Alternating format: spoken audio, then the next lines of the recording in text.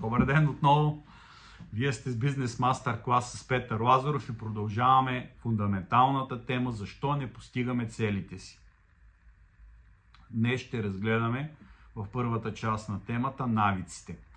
В предното видео говорихме за дисциплината.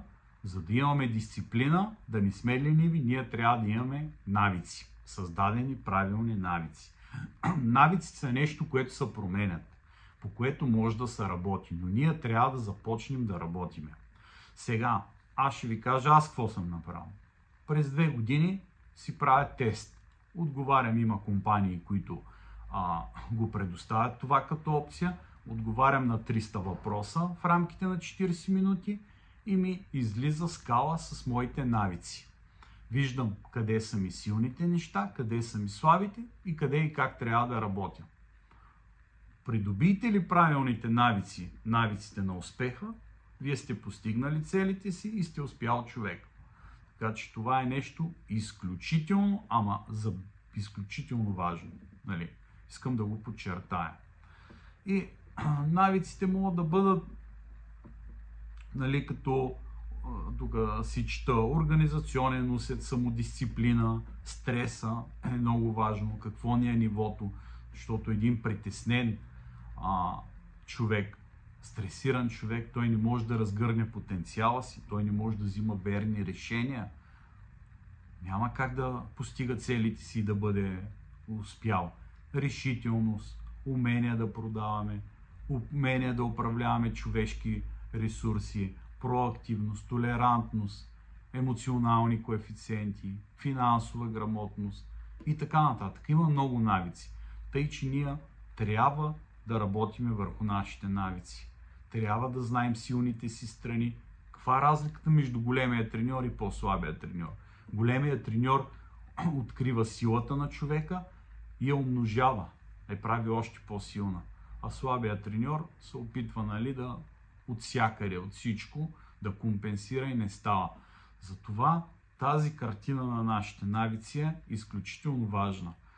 Но дори да нямате възможността и желанието да си направите такива тестове, вие сами може да се огледате в себе си.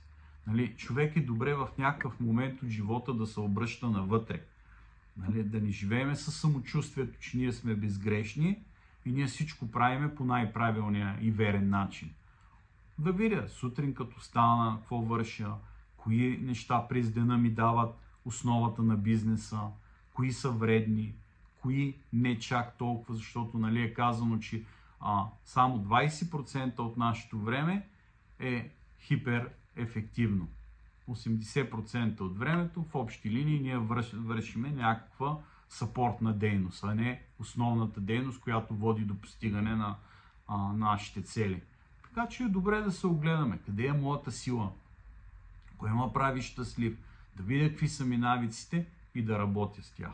Но хора, които са по-взискателни към себе си, могат да си направят подобни тестове и да се самоанализират. Това е като кръвни изследвания.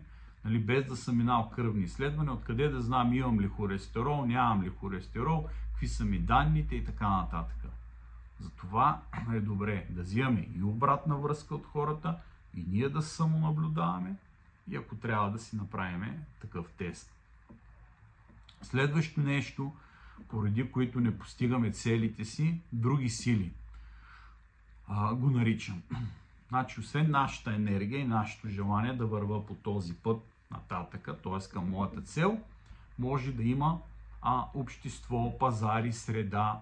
Има енергия, която нас съпортва и която ни пречи. Вчера се връщам от море. До обяд имам си там един отрязък между два плажа, където си плувам. До обяд от едното място до другото да изплувам ми трябваха 3 почивки. Защото течението беше срещу мене. Вятъра и вълните вървяха срещу мене. Окей, аз имах целта да го направя, защото по принцип го правя с една почивка. Това място го взимам. Взех го с 3.